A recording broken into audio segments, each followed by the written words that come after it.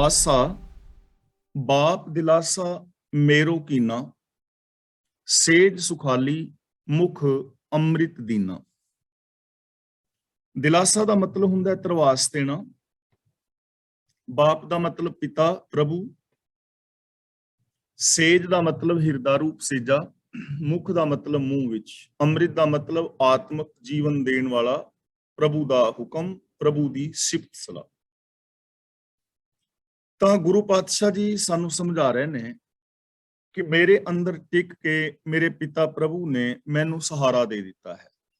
ਪ੍ਰਭੂ ਮੇਰਾ ਸਹਾਇਕ ਹੈ ਔਰ ਮੈਨੂੰ ਸਹਾਰਾ ਦੇ ਰਿਹਾ ਹੈ। ਹੁਣ ਸਹਾਰਾ ਕਿਵੇਂ ਦੇ ਰਿਹਾ ਹੈ? ਕਿਉਂਕਿ ਮੇਰੀ ਸੋਚ ਦੇ ਅੰਦਰ ਰੱਬੀ ਗੁਣ ਟਿਕ ਗਏ ਨੇ, ਪ੍ਰਭੂ ਦਾ ਪਿਆਰ ਟਿਕ ਗਿਆ ਹੈ, ਸਤ ਸੰਤੋਖ ਆਦਿਕ ਗੁਣ ਟਿਕ ਗਏ ਨੇ ਤੇ ਉਹਨਾਂ ਦਾ ਹੁਣ ਮੈਨੂੰ ਆਸਰਾ ਹੈ। ਉਹਨਾਂ ਦੇ ਸਹਾਰੇ ਦੇ ਨਾਲ ਮੈਂ ਜ਼ਿੰਦਗੀ ਜੀ ਰਿਹਾ। ਸੱਚ ਮੈਨੂੰ ਸਹਾਰਾ ਦੇਵੇਗਾ ਕਿ ਮੈਨੂੰ ਝੂਠ ਵਿੱਚ ਨਹੀਂ ਡੁੱਬਣ ਦੇਵੇਗਾ।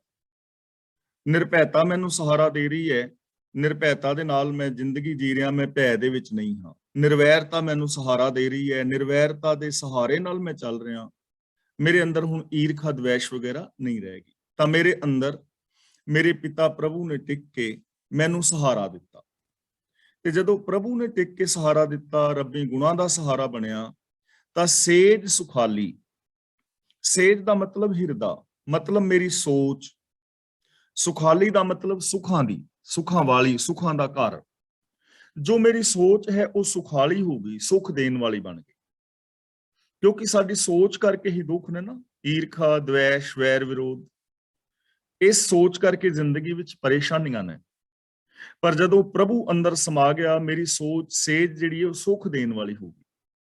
ਮੁਖ ਅੰਮ੍ਰਿਤ ਦੀਨਾ। ਮੁਖ ਦਾ ਮਤਲਬ ਮੂੰਹ ਵਿੱਚ, ਯਾਨੀ ਜ਼ਬਾਨ ਤੇ। ਅੰਮ੍ਰਿਤ ਦਾ ਮਤਲਬ ਆਤਮਿਕ ਜੀਵਨ ਦੇਣ ਵਾਲੇ ਰੱਬੀ ਗੁਣ। ਹੁਣ ਮੇਰੀ ਜ਼ਬਾਨ ਦੇ ਉੱਤੇ ਰੱਬੀ ਗੁਣ ਨੇ ਜੋ ਆਤਮਿਕ ਜੀਵਨ ਦੇਣ ਵਾਲੇ ਨੇ, ਔਰ ਮੇਰੀ ਸੇਜ, ਮੇਰੀ ਸੋਚ ਜਿਹੜੀ ਹੈ ਉਹ ਸੁੱਖ ਦੇਣ ਵਾਲੀ ਹੈ। ਮਤਲਬ ਕਿ ਮੇਰੀ ਸੋਚ ਵਿੱਚ ਵੀ ਸੱਚ ਹੈ, ਰੱਬੀ ਗੁਣ ਨੇ, ਔਰ ਮੇਰੀ ਜ਼ਬਾਨ ਦੇ ਉੱਤੇ ਵੀ ਆਤਮਿਕ ਜੀਵਨ ਦੇਣ ਵਾਲੇ ਰੱਬੀ ਗੁਣ ਨੇ। ਤਿਸ ਬਾਪ ਕੋ ਕਿਉਂ ਮਨਹੁ ਵਿਸਾਰੀ, ਬਿੰਦੀ ਲਾ ਕੇ ਵਿਸਾਰੀ ਮੈਂ ਵਿਸਾਰਾਂ। ਤਾਂ ਜਿਸ ਪਿਤਾ ਨੇ ਮੇਰੀ ਸੇਜ ਨੂੰ ਸੁਖਾਲੀ ਬਣਾ ਦਿੱਤਾ, ਸੋਚ ਨੂੰ ਸੁਖਾਲੀ ਬਣਾ ਦਿੱਤਾ, ਜਿਸ ਨੇ ਮੈਨੂੰ ਐਸੀ ਬੋਲਬਾਣੀ ਦਿੱਤੀ ਜਿਸ ਕਰਕੇ ਮੈਨੂੰ ਆਤਮਿਕ ਜੀਵਨ ਮਿਲ ਰਿਹਾ ਹੈ, ਔਰ ਜਿਸ ਨੇ ਮੈਨੂੰ ਅੰਦਰ ਬਿਰਾਜ ਕੇ ਇਹੋ ਜਿਹਾ ਸਹਾਰਾ ਦਿੱਤਾ, ਉਸ ਪਿਤਾ ਨੂੰ ਮੈਂ ਕਿਉਂ ਵਿਸਾਰਾਂ। ਭਾਵ ਮੈਂ ਉਹਨੂੰ ਕਦੇ ਵੀ ਨਹੀਂ ਭੁਲਾਵਾਂਗਾ, ਉਹ ਹਮੇਸ਼ਾ ਆਪਣੀ ਯਾਦ ਵਿੱਚ ਟਿਕਾ ਕੇ ਰੱਖਾਂਗਾ। ਆਗੇ ਗਿਆ ਨਾ ਬਾਜੀ ਹਾਰੀ। ਆਗੇ ਦਾ ਮਤਲਬ ਆਉਣ ਵਾਲੇ ਸਮੇਂ ਵਿੱਚ। ਹਾਰੀ ਦਾ ਮਤਲਬ ਮੈਂ ਨਹੀਂ ਹਾਰਾਂਗਾ। ਜਿਵੇਂ ਮੈਂ ਹੁਣ ਫਿਊਚਰ ਦੇ ਇਸ ਵੇਲੇ ਪ੍ਰੈਜ਼ੈਂਟ ਦੇ ਅੰਦਰ, ਵਰਤਮਾਨ ਦੇ ਅੰਦਰ ਖੁਸ਼ ਹਾਂ। ਵਰਤਮਾਨ ਦੇ ਅੰਦਰ ਮੇਰੀ ਸੋਚ ਸੁੱਖ ਦੇਣ ਵਾਲੀ ਹੈ, ਬੋਲ ਆਤਮਿਕ ਜੀਵਨ ਦੇਣ ਵਾਲੇ ਨੇ, ਮੈਨੂੰ ਅੰਦਰੋਂ ਸਹਾਰਾ ਮਿਲ ਰਿਹਾ ਹੈ।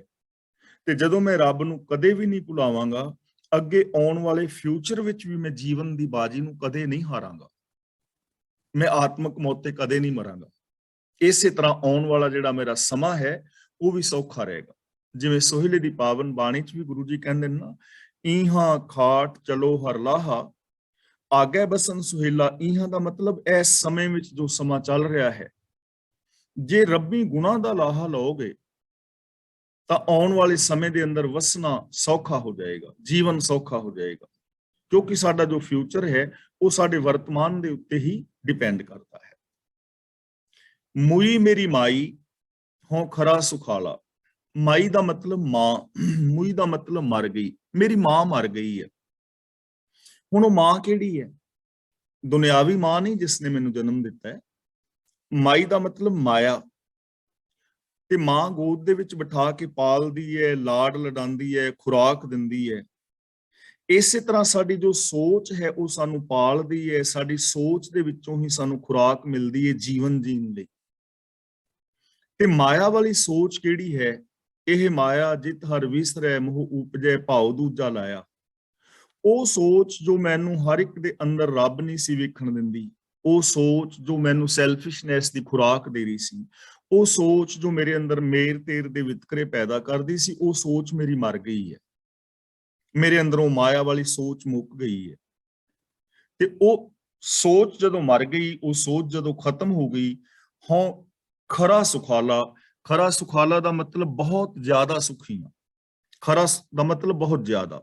ਹੁਣ ਮੈਂ ਬਹੁਤ ਜ਼ਿਆਦਾ ਸੁਖੀ ਹਾਂ, ਹੁਣ ਮੈਂ ਬਹੁਤ ਜ਼ਿਆਦਾ ਖੁਸ਼ ਹਾਂ, ਪ੍ਰਸੰਨ ਹਾਂ, ਆਨੰਦ ਚਿੱਤ ਹਾਂ, ਕਿਉਂਕਿ ਮੇਰੀ ਉਹ ਸੋਚ ਜਿਹੜੀ ਹੈ ਖਤਮ ਹੋ ਗਈ।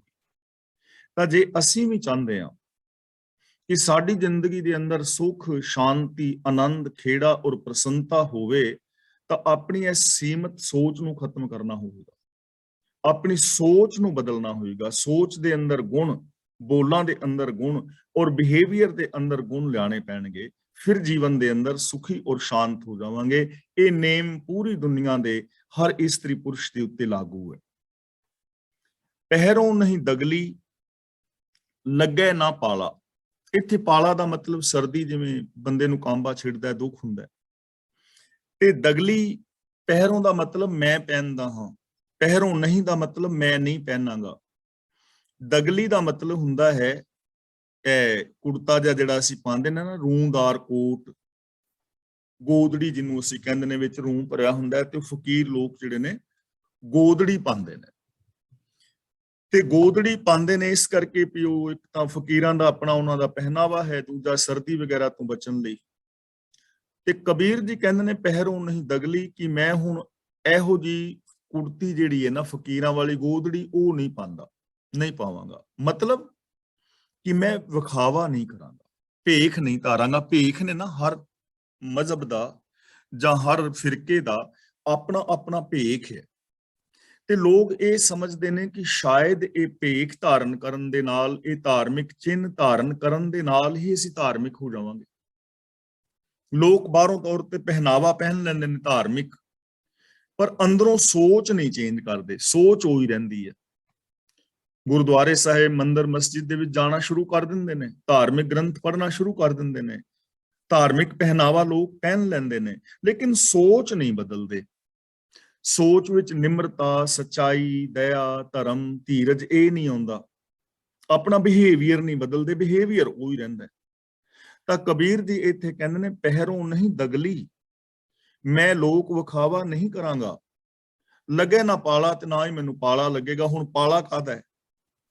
ਲੋਕ ਵਿਖਾਵੇ ਦਾ ਨਾ, ਵੀ ਲੋਕ ਕੀ ਕਹਿਣਗੇ ਜੇ ਇਹ ਕੰਮ ਨਾ ਕੀਤਾ, ਤੇ ਲੋਕ ਕੀ ਕਹਿਣਗੇ, ਲੋਕਾਚਾਰ।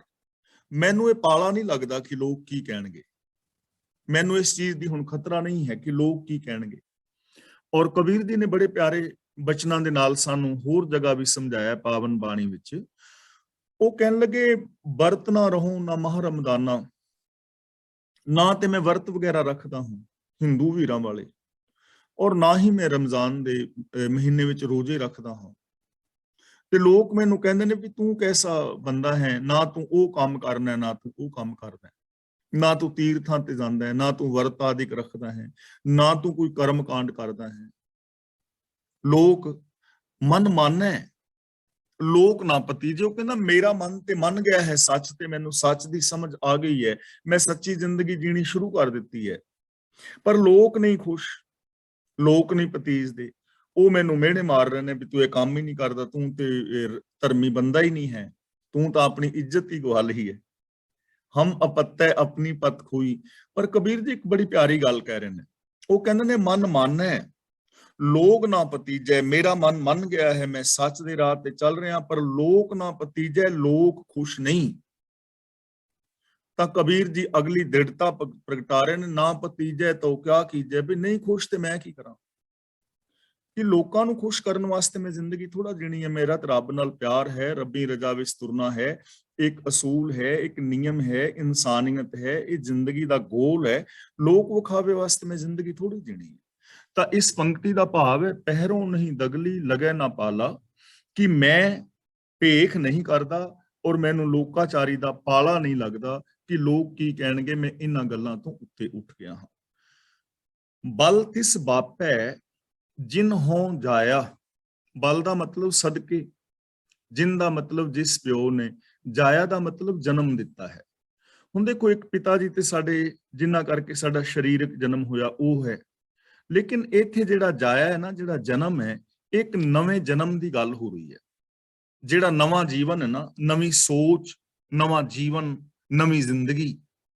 ਤਾਂ ਭਗਤ ਕਬੀਰ ਜੀ ਕਹਿੰਦੇ ਨੇ, ਮੈਂ ਉਸ ਪ੍ਰਭੂ ਤੋਂ ਕੁਰਬਾਨ ਸਦਕੇ ਹਾਂ ਜਿਸ ਨੇ ਮੈਨੂੰ ਇਹ ਨਵਾਂ ਜੀਵਨ ਦਿੱਤਾ ਹੈ।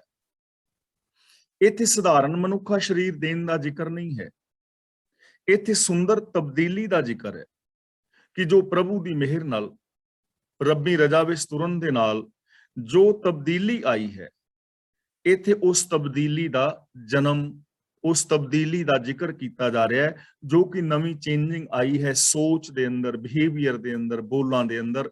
ਇੱਥੇ ਉਸ ਜਨਮ ਦੀ ਗੱਲ ਹੈ ਕਿ ਮੈਂ ਆਪਣੇ ਉਸ ਪਿਤਾ ਪ੍ਰਭੂ ਤੋਂ ਕੁਰਬਾਨ ਹਾਂ ਜਿਸ ਨੇ ਮੈਨੂੰ ਇੱਕ ਨਵਾਂ ਜੀਵਨ ਦਿੱਤਾ ਹੈ। ਤੇ ਨਵਾਂ ਜੀਵਨ ਕੀ ਦਿੱਤਾ ਹੈ? ਅਗਲੀ ਪੰਕਤੀ ਵਿੱਚ ਦੱਸ ਰਹੇ ਨੇ, ਪੰਚਾਂ ਤੇ ਮੇਰਾ ਸੰਗ ਚੁਕਾਇਆ। ਉਹਨੇ ਪੰਜ ਕਾਮਿਕ ਆਦਿਕਾਂ ਤੋਂ ਮੇਰਾ ਖਹਿੜਾ ਛੁਡਾ ਦਿੱਤਾ ਹੈ। ਸੰਗ ਚੁਕਾਇਆ ਦਾ ਮਤਲਬ ਖਹਿੜਾ ਛੁਡਾ ਦਿੱਤਾ ਹੈ। ਜੋ ਕਾਮ, ਕ੍ਰੋਧ, ਲੋਭ, ਮੋਹ ਨੇ, ਜਿਹੜੇ ਮੈਨੂੰ ਵਿਸ਼ੇ ਵਿਕਾਰਾਂ ਵਿੱਚ ਪਾ ਰਹੇ ਸਨ, ਜਿਨ੍ਹਾਂ ਕਰਕੇ ਮੈਂ ਦੁਖੀ ਸਾਂ, ਉਹਨਾਂ ਤੋਂ ਮੇਰਾ ਸਾਥ ਛੁਡਾ ਦਿੱਤਾ ਹੈ, ਉਹਨਾਂ ਤੋਂ ਖਹਿੜਾ ਛੁਡਾ ਦਿੱਤਾ ਹੈ। ਤੇ ਇਹਨਾਂ ਚੀਜ਼ਾਂ ਦੀ ਅਸੀਂ ਪਹਿਲਾਂ ਕਾਫੀ ਵਾਰੀ ਵਿਚਾਰ ਕਰ ਚੁੱਕੇ ਹਾਂ ਕਿ ਜਦੋਂ ਬੰਦਾ ਗੁਰਮਤਿ ਆਸ਼ੇ ਅਨੁਸਾਰ ਜ਼ਿੰਦਗੀ ਜੀਂਦਾ ਹੈ ਤਾਂ ਉਦੋਂ ਉਹਦੀ ਕਾਮ ਵਾਲੀ ਜੋ ਬਿਰਤੀ ਹੈ ਲੱਜਾ ਹਯਾ ਦੇ ਵਿੱਚ ਬਦਲ ਜਾਂਦੀ ਹੈ। ਉਹ ਹਰ ਧੀ ਭੈਣ ਨੂੰ ਧੀ ਭੈਣ ਸਮਝਦਾ ਹੈ। ਉਸ ਦੀ ਜੋ ਕ੍ਰੋਧ ਵਾਲੀ ਬਿਰਤੀ ਸੀ, ਟੁੱਟ ਟੁੱਟ ਖਾਣ ਪੈਣ ਦੀ, ਵੀਰ ਰਸ ਦੇ ਵਿੱਚ ਬਦਲ ਜਾਂਦੀ ਹੈ। ਜੋ ਉਸ ਦੇ ਅੰਦਰ ਮੋਹ ਹੁੰਦਾ ਹੈ ਉਹ ਪ੍ਰੇਮ ਦਾ ਰੂਪ ਧਾਰਨ ਕਰ ਲੈਂਦਾ ਹੈ, ਉਹਨੂੰ ਆਪਣੀ એનર્ਜੀ ਨੂੰ ਪ੍ਰੇਮ ਵਾਸਤੇ ਵਰਤਦਾ ਹੈ। ਔਰ ਇਸੇ ਤਰ੍ਹਾਂ ਹੰਕਾਰ ਨਿਮਰਤਾ ਵਿੱਚ ਔਰ ਲੋਭ ਸੰਤੋਖ ਵਿੱਚ ਬਦਲ ਜਾਂਦਾ ਹੈ। ਜਿਹੜੇ ਉਹ ਪੰਜ ਦੁਖੀ ਕਰ ਰਹੇ ਸਨ ਉਹੀ ਸੁਖਦਾਈ ਹੋ ਜਾਂਦੇ ਨੇ। ਤਾਂ ਪੰਜਾਂ ਵਿਕਾਰਾਂ ਤੋਂ ਮੇਰਾ ਸਾਥ ਛੁਡਾ ਦਿੱਤਾ ਹੈ ਔਰ ਸਤ ਸੰਤੋਖ, ਦਇਆ, ਧਰਮ ਆਦਿਕ ਦੇ ਨਾਲ ਮੈਨੂੰ ਜੋੜ ਦਿੱਤਾ ਹੈ। ਇਸ ਜੀਵਨ ਦੀ ਗੱਲ ਕਰਦੇ ਨੇ ਔਰ ਐਸੀ ਜ਼ਿੰਦਗੀ ਹਰ ਇਨਸਾਨ ਜੀ ਸਕਦਾ ਹੈ। ਮੈਂ ਵੀ, ਤੁਸੀਂ ਵੀ। ਇਹ ਚੇਂਜਿੰਗ ਹਰ ਇੱਕ ਦੇ ਅੰਦਰ ਆ ਸਕਦੀ ਹੈ ਔਰ ਹਰ ਇੱਕ ਨੂੰ ਐਸੀ ਚੇਂਜਿੰਗ ਆਪਣੇ ਜੀਵਨ ਵਿੱਚ ਲਿਆਉਣੀ ਚਾਹੀਦੀ ਹੈ। ਪੰਚ ਮਾਰ ਪਾਵਾਂ ਤਲ ਦੀਨੇ, ਇਹਨੂੰ ਪਾਵਾ ਨਹੀਂ ਪੜਨਾ, ਪਾਵਾਂ। ਹੁਣ ਮੈਂ ਉਹ ਪੰਜੇ ਮਾਰ ਕੇ ਆਪਣੇ ਪੈਰਾਂ ਹੇਠਾਂ ਦੇ ਲੈਣੇ, ਪੰਜੇ ਮਾਰ ਕੇ ਆਪਣੇ ਪੈਰਾਂ ਹੇਠਾਂ ਦੇ ਲੈਣੇ, ਮਤਲਬ ਕਿ ਇਹਨਾਂ ਪੰਜਾਂ ਵਿਕਾਰਾਂ ਨੂੰ ਮੈਂ ਕਾਬੂ ਕਰ ਲਿਆ ਹੈ, ਹੁਣ ਮੇਰੇ ਤੇ ਹਾਵੀ ਨਹੀਂ ਹਨ। ਹਰ ਸਿਮਰਨ ਮੇਰਾ ਮਨ ਤਨ ਭੀਨੇ, ਭੀਨੇ ਦਾ ਮਤਲਬ ਭਿੱਜ ਗਿਆ ਹੈ।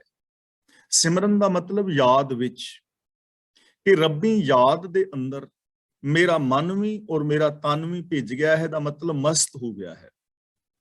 ਹੁਣ ਮੈਂ ਮਨ ਕਰਕੇ ਔਰ ਤਨ ਕਰਕੇ ਰੱਬੀ ਗੁਣਾਂ ਦੀ ਯਾਦ ਵਿੱਚ ਮਸਤ ਹਾਂ। ਹੁਣ ਦੇਖੋ, ਮਨ ਔਰ ਤਨ ਕਰਕੇ ਮਸਤ ਹੋਣਾ ਜਾਂ ਮਨ ਔਰ ਤਨ ਦਾ ਭਿੱਜ ਜਾਣਾ ਕੀ ਹੈ? ਕਿ ਮੇਰੇ ਮਨ, ਮੇਰੀ ਸੋਚ, ਮੇਰੀ ਮੈਂਟੈਲਿਟੀ ਵਿੱਚ ਵੀ ਗੁਣ ਨੇ, ਅੰਦਰ ਕਿਤੇ ਫੁਰਨਾ ਵੀ ਨਹੀਂ ਫੁਰਦਾ ਵਿਕਾਰਾਂ ਦਾ।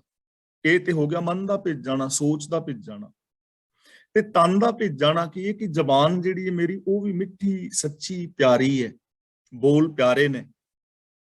ਔਰ ਮੇਰਾ ਜਿਹੜਾ ਬਿਹੇਵੀਅਰ ਹੈ ਉਹ ਵੀ ਮੇਰਾ ਸੱਚਾ ਸੁੱਚਾ ਹੈ। ਇਹਨੂੰ ਕਹਿੰਦੇ ਨੇ ਮਨ ਔਰ ਤਨ ਦਾ ਭਿੱਜ ਜਾਣਾ। ਅੱਖਾਂ, ਗਿਆਨ ਇੰਦਰੀ, ਕੰਨ, ਨੱਕ ਆਦਿ ਸਾਰੇ ਸ਼ੁਭ ਗੁਣਾਂ ਦੇ ਨਾਲ ਜੁੜੇ ਨੇ।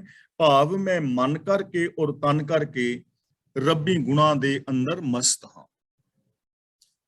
ਪਿਤਾ ਹਮਾਰੋ ਵੱਡ ਗੋ ਸਾਈਂ, ਗੋ ਦਾ ਮਤਲਬ ਸ੍ਰਿਸ਼ਟੀ, ਸਾਈਂ ਦਾ ਮਤਲਬ ਮਾਲਕ, ਸ੍ਰਿਸ਼ਟੀ ਦਾ ਮਾਲਕ। ਰੱਬ ਮੇਰਾ ਪਿਆਰਾ ਪਿਤਾ ਵੱਡਾ ਹੈ ਔਰ ਇਸ ਕਾਇਨਾਤ ਦਾ ਮਾਲਕ ਹੈ, ਸਾਰੇ ਸੰਸਾਰ ਦਾ ਮਾਲਕ ਹੈ, ਬੜਾ ਵੱਡਾ ਮਾਲਕ ਹੈ।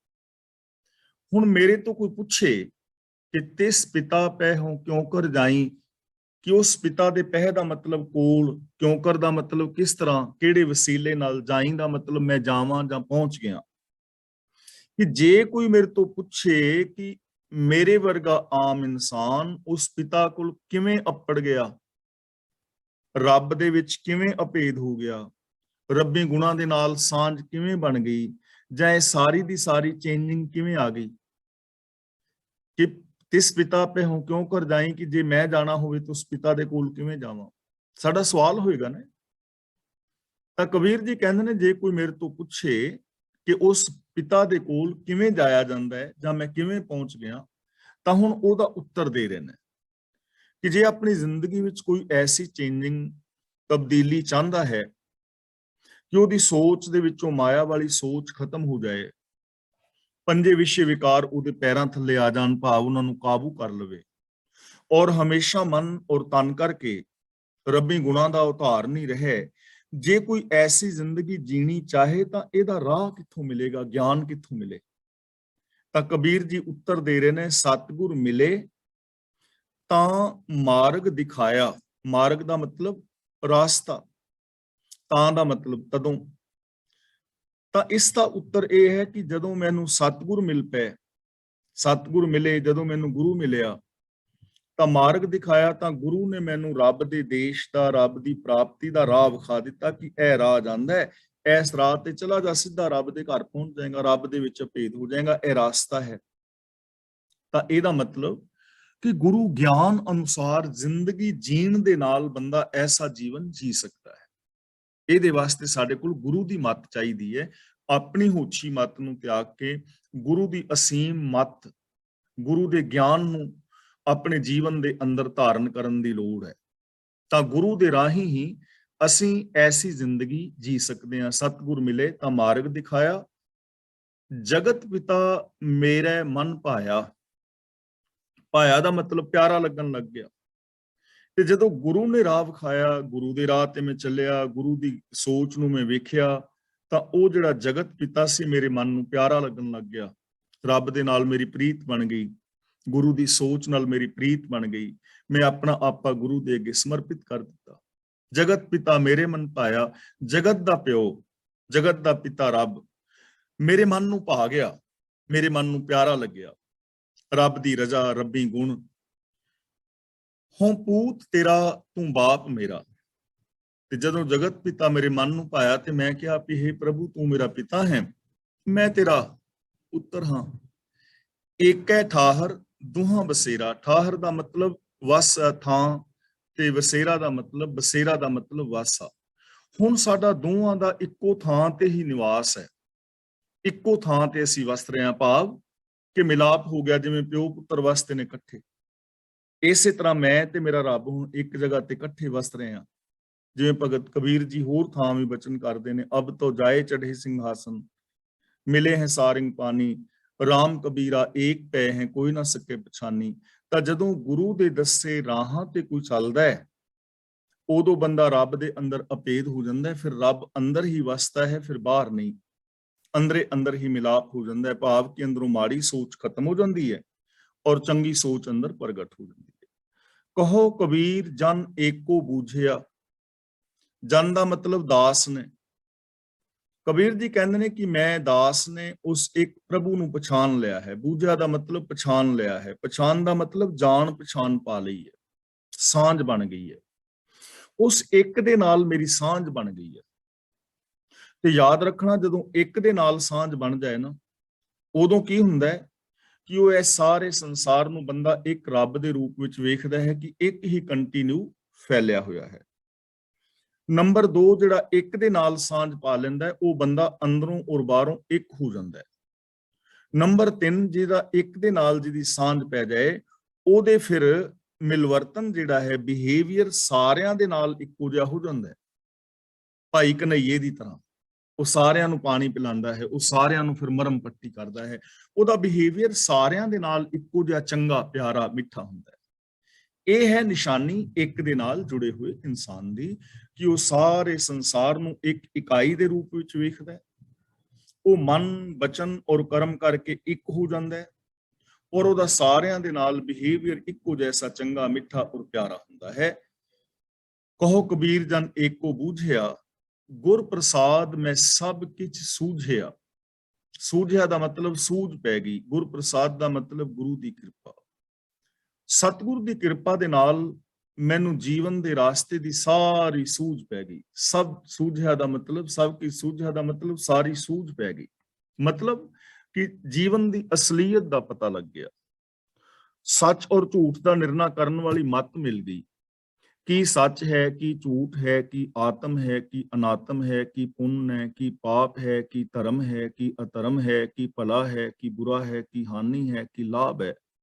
ਰਾਜਨੀਤਿਕ, ਧਾਰਮਿਕ, ਆਰਥਿਕ, ਸਮਾਜਿਕ, ਸਰੀਰਕ, ਮਾਨਸਿਕ, ਬੌਧਿਕ, ਆਤਮਿਕ, ਪਰਿਵਾਰਕ ਔਰ ਵਿਵਹਾਰਕ ਤੌਰ ਤੇ ਜ਼ਿੰਦਗੀ ਦੀ ਪੂਰੀ ਸੂਝ, ਕਾਮਨ ਸੈਂਸ, ਵਿਵੇਕ ਬੁੱਧ ਮਿਲ ਗਈ ਗੁਰੂ ਦੀ ਰਹਿਮਤ ਦੇ ਨਾਲ। ਤਾਂ ਗੁਰੂ ਦੀ ਰਹਿਮਤ ਦੇ ਨਾਲ, ਗੁਰੂ ਦੇ ਗਿਆਨ ਰਾਹੀਂ ਸਾਨੂੰ ਐਸੀ ਮਹਾਨ ਸੂਝ ਮਿਲੇਗੀ ਉਸ ਗੁਰੂ ਦੇ ਗਿਆਨ ਨੂੰ ਵਰਤਣਾ ਹੈ ਔਰ ਉਸ ਗੁਰੂ ਦੇ ਗਿਆਨ ਰਾਹੀਂ ਆਪਣੀ ਅੰਦਰਲੀ ਜੋ ਮਾੜੀ ਸੋਚ ਹੈ ਉਹਨੂੰ ਖਤਮ ਕਰਨਾ ਹੈ, ਗੁਰੂ ਵਾਲੀ ਸੋਚ ਨੂੰ ਅੰਦਰ ਪ੍ਰਗਟ ਕਰਨਾ ਹੈ। ਇੱਕ ਨਵਾਂ ਜੀਵਨ ਹੈ ਔਰ ਐਸੀ ਨਵੀਂ ਜ਼ਿੰਦਗੀ ਜੀਣੀ ਹੈ ਜਿਹਨੂੰ ਗੁਰੂ ਜੀ ਕਹਿੰਦੇ ਨੇ, ਸਾਹਿਬ ਮੇਰਾ ਨੀਤ ਨਵਾਂ, ਫਿਰ ਨਵਾਂ ਪਿਆਰ, ਨਵਾਂ ਸੁੱਖ, ਨਵੀਂ ਸ਼ਾਂਤੀ ਆਪ ਨੂੰ ਹਰ ਪਲ ਮਿਲਦੀ ਰਹੇਗੀ। ਉਹਦੇ ਵਾਸਤੇ ਪੂਰੇ ਦਾ ਪੂਰਾ ਮੈਥਡ ਹੈ। ਇਹ ਰਿਕੁਆਇਰਮੈਂਟ ਨੂੰ ਜੋ ਵੀ ਪੂਰੀਆਂ ਕਰੇਗਾ ਉਹਦੀ ਐਸੀ ਜ਼ਿੰਦਗੀ ਬਣ ਜਾਏਗੀ। ਆਸਾ ਇਕਤ ਪੱਤਰ ਪਰ ਉਰਕਟ ਕੁਰਕਟ, ਇਕਤ ਪੱਤਰ ਪਰ ਪਾਣੀ। ਇਕਤ ਪੱਤਰ, ਇੱਥੇ ਪੱਤਰ ਦੇ ਰਾਰੇ ਨਾਲ ਸਿਹਾਰੀ ਹੈ, ਇਹਦਾ ਮਤਲਬ ਭਾਂਡੇ ਵਿੱਚ, ਪੱਤਰ ਦਾ ਮਤਲਬ ਭਾਂਡਾ, ਇਕਤ ਦਾ ਮਤਲਬ ਇੱਕ, ਇਕਤ ਪੱਤਰ ਦਾ ਮਤਲਬ ਇੱਕ ਭਾਂਡੇ ਵਿੱਚ, ਉਰਕਟ ਦਾ ਮਤਲਬ ਹੁੰਦਾ ਹੈ ਤਿਆਰ ਹੋਇਆ, ਤਿਆਰ ਕੀਤਾ ਹੋਇਆ, ਰਿੰਨਿਆ ਹੋਇਆ। ਕੁਰਕਟ ਦਾ ਮਤਲਬ ਕੁੱਕੜ, ਮੁਰਗਾ, ਮੁਰਗੇ ਦਾ ਮਾਸ। ਇਕਤ ਪੱਤਰ ਭਰ, ਭਰ ਦਾ ਮਤਲਬ ਪਾ ਕੇ, ਉਰਕਟ ਦਾ ਮਤਲਬ ਹੁੰਦਾ ਹੈ ਤਿਆਰ ਹੋਇਆ, ਰਿੰਨਿਆ ਹੋਇਆ, ਤੇ ਕੁਰਕਟ ਦਾ ਮਤਲਬ ਕੁੱਕੜ, ਮੁਰਗਾ। ਯਾਨੀ ਇੱਕ ਬਰਤਨ ਦੇ ਅੰਦਰ ਰਿੰਨਿਆ ਹੋਇਆ ਕੁੱਕੜ ਦਾ ਮਾਸ ਪਾ ਕੇ, ਮੁਰਗੇ ਦਾ ਮਾਸ। ਇਕਤ ਪੱਤਰ ਪਰ ਪਾਣੀ, ਇਕਤ ਪੱਤਰ ਦਾ ਮਤਲਬ ਇੱਕ ਭਾਂਡੇ ਵਿੱਚ, ਤੇ ਇੱਥੇ ਪਾਣੀ ਦਾ ਮਤਲਬ ਹੈ ਸ਼ਰਾਬ, ਤੇ ਇੱਕ ਭਾਂਡੇ ਦੇ ਅੰਦਰ ਪਾ ਲਿਆ ਸ਼ਰਾਬ। ਜਿਹੜੇ ਵਿਸ਼ਈ ਲੋਕ ਨੇ, ਇੱਥੇ ਗੱਲ ਵਾਮ ਮਾਰਗੀਆਂ ਦੀ ਵੀ ਹੈ, ਉਹ ਲੋਕ ਐਵੇਂ ਕਰਦੇ ਨੇ, ਸ਼ਰਾਬ ਔਰ ਮਾਸ ਦੀ ਵਰਤੋਂ ਵੀ ਕਰਦੇ ਨੇ ਔਰ ਹੋਰ ਵੀ ਉਹਨਾਂ ਦੇ ਆਪਣੇ ਅਸੂਲ ਨੇ ਕੁਝ। ਤਾਂ ਜਿਹੜੇ ਵਿਸ਼ਈ ਲੋਕ ਨੇ, ਜਿਨ੍ਹਾਂ ਦੇ ਅੰਦਰ ਵਿਸ਼ੇ ਵਿਕਾਰਾਂ ਦੀ ਬਿਰਤੀ ਹੈ, ਜਿਨ੍ਹਾਂ ਦਾ ਕੋਈ ਉੱਚਾ ਸੁੱਚਾ ਆਚਰਨ ਆਦਰਸ਼ ਜਾਂ ਜਿਨ੍ਹਾਂ ਦਾ ਉੱਚਾ ਜੀਵਨ ਦਾ ਕੋਈ ਮਨੋਰਥ ਨਹੀਂ ਹੈ, ਵਿਸ਼ਈ ਵਿਕਾਰੀ ਲੋਕ, ਉਹਨਾਂ ਦੀ ਗੱਲ ਹੈ। ਜਿਹੜੇ ਵਿਕਾਰੀ ਲੋਕ ਨੇ, ਇੱਕ ਭਾਂਡੇ ਦੇ ਅੰਦਰ ਪਾ ਲੈਂਦੇ ਨੇ ਰਿੰਨਿਆ ਹੋਇਆ ਕੁੱਕੜ ਦਾ ਮਾਸ, ਇੱਕ ਭਾਂਡੇ ਦੇ ਵਿੱਚ ਪਾ ਲਿਆ ਸ਼ਰਾਬ। ਆਸ-ਪਾਸ ਪੰਜ ਜੋਗੀਆ ਬੈਠੇ, बीच नकट दे रानी। इत्थे आस-पास दा मतलब आसे-पासे। पंच जोगिया दा मतलब इत्थे हैगा पंज विकार, काम, क्रोध, लोभ, मोह, हंकार। हुण आले दुआले पंज विषय विकारां दे नाल ग्रस्त लोग बह गए। पंज विषय, इत्थे पंज बंदियां दी गिनती नहीं है, बंदे दो भी हो सकते ने, बंदे 10 भी हो सकते ने, पर पंच जोगिया दा मतलब जो पंज विषय विकारां दे अधीन काम कर रहे ने, जिन्हां दी बिरती अंदर सत संतोख दया धर्म नहीं, सगों पंज काम क्रोध आदिक रोग ने। आस पास आले दुआले मतलब कट्ठे होके बह गए। बीच नकट दे रानी, नकट का मतलब नकटी, जिदा नक वड्या होवे, ते नकटी इत्थे नक कट्टी, निर्लज। नक कट्टी का मतलब निर्लज, बेशरम, फलाना नक वड्या है, नक वड्डी है, उन्होंने नकटी कह देंदे ने या नकटा कह देंदे। दे रानी का मतलब है देव रानी, देव रानी का मतलब माया। नकटी का मतलब निर्लज, दे रानी का मतलब देवरानी यानी माया। तो इस मास शराब के आले दुआले बह जाते ने पंज विषय विकारां दे नाल खच्चर जिहड़े लोग ने वो आले दुआले बह जाते ने इन्हां भांडियां दे। बीच नकट दे रानी, ते इन्हां दे अंदर माया का प्रभाव हुंदा है, निर्लज माया का। माया का मतलब तुसीं समझ रहे हो, सोच, ਜਿਹੜੀ ਸੋਚ ਇੱਕ ਦੂਜੇ ਨਾਲ ਰੱਬ ਵਾਲਾ ਪਿਆਰ ਨਹੀਂ ਕਰਨ ਦਿੰਦੀ, ਜਿਸ ਸੋਚ ਦੇ ਅੰਦਰ ਮੇਰ ਤੇਰ ਦੇ ਵਿਤਕਰੇ ਨੇ, ਜਿਸ ਸੋਚ ਦੇ ਅੰਦਰ ਸੈਲਫਿਸ਼ਨੈਸ ਹੈ, ਅੰਦਰ ਇਹਨਾਂ ਦੇ ਉਹ ਸੋਚ ਹੁੰਦੀ ਹੈ। ਆਸੇ ਪਾਸੇ ਵਿਸ਼ਈ ਲੋਕ ਬਹਿ ਜਾਂਦੇ ਨੇ ਵਿਕਾਰਾਂ ਦੇ ਨਾਲ ਗ੍ਰਸੇ ਹੋਏ। ਇੱਕ ਬਰਤਨ ਦੇ ਅੰਦਰ ਸ਼ਰਾਬ ਪਾ ਲਈ ਹੈ ਔਰ ਇੱਕ ਦੇ ਅੰਦਰ ਮਾਸ ਆਦਿਕ ਪਾ ਲਿਆ ਹੈ। ਨਕਟੀ ਕੋ ਠਨਗਨ ਬਾਡਾ ਡੂ, ਨਕਟੀ ਦਾ ਮਤਲਬ ਨੱਕ ਵੱਡੀ ਮਾਇਆ, ਉਹ ਦਾ ਮਤਲਬ ਦਾ, ਬਾਡਾ ਦਾ ਮਤਲਬ ਹੈਗਾ ਵਾਜਾ, ਡੂੰ ਦਾ ਮਤਲਬ ਜੋ ਡੂੰ ਡੂੰ ਕਰ ਰਿਹਾ ਹੈ, ਵੱਜ ਰਿਹਾ ਹੈ। ਠਨਗਨ ਦਾ ਮਤਲਬ ਠਨ ਠਨ ਦੀ ਆਵਾਜ਼, ਛਨ ਛਨ ਕਰਕੇ ਵਾਜੇ ਨਹੀਂ ਵੱਜਦੇ। ਤਾਂ ਇੱਥੇ ਨਿਰਲੱਜ ਮਾਇਆ ਦਾ ਵਾਜਾ ਸਾਰੇ ਜਗਤ ਵਿੱਚ ਠਨ ਠਨ ਕਰਕੇ ਵੱਜ ਰਿਹਾ ਹੈ। ਇੱਥੇ ਹੁਣ ਵਾਜੇ ਦਾ ਮਤਲਬ ਇਹ ਨਹੀਂ ਕਿ ਢੋਲ ਕੋਈ ਵੱਜ ਰਿਹਾ ਹੈ, ਇੱਥੇ ਪ੍ਰਭਾਵ ਦੀ ਗੱਲ ਹੈ कि ये जो निर्लज माया है, निर्लज सोच है पैड़ी, ये सोच का वाजा सारी दुनिया के अंदर वज रहा है, बहु गिणती लोगों विच। ਸਾਰਿਆਂ ਦੇ ਅੰਦਰ ਇਸ ਬਹੁਗਿਣਤੀ ਸੋਚ ਦਾ ਪ੍ਰਭਾਵ ਹੈ। ਸੈਲਫਿਸ਼ਨੈਸ, ਮੇਰ ਤੇਰ ਦੇ ਵਿਤਕਰੇ ਔਰ ਇੱਕ ਦੂਜੇ ਦੇ ਅੰਦਰ ਪ੍ਰਭੂ ਨੂੰ ਨਾ ਵੇਖਣਾ, ਰੱਬੀ ਗੁਣਾਂ ਦਾ ਨਿਵਾਸ ਨਾ ਹੋਣਾ, ਐਸੀ ਜਿਹੜੀ ਸੋਚ ਹੈ ਉਹ ਬਹੁਗਿਣਤੀ ਲੋਕਾਂ ਦੇ ਅੰਦਰ ਹੈ। ਬਹੁਗਿਣਤੀ ਲੋਕਾਂ ਦੇ ਅੰਦਰ ਵਾਜਾ ਇਸ ਸੋਚ ਦਾ ਵੱਜ ਰਿਹਾ ਹੈ, ਪ੍ਰਭਾਵ ਇਸ ਸੋਚ ਦਾ ਪਿਆ ਹੋਇਆ ਹੈ। ਲੇਕਿਨ ਸਾਰਿਆਂ ਦੇ ਉੱਤੇ ਨਹੀਂ ਹੈ।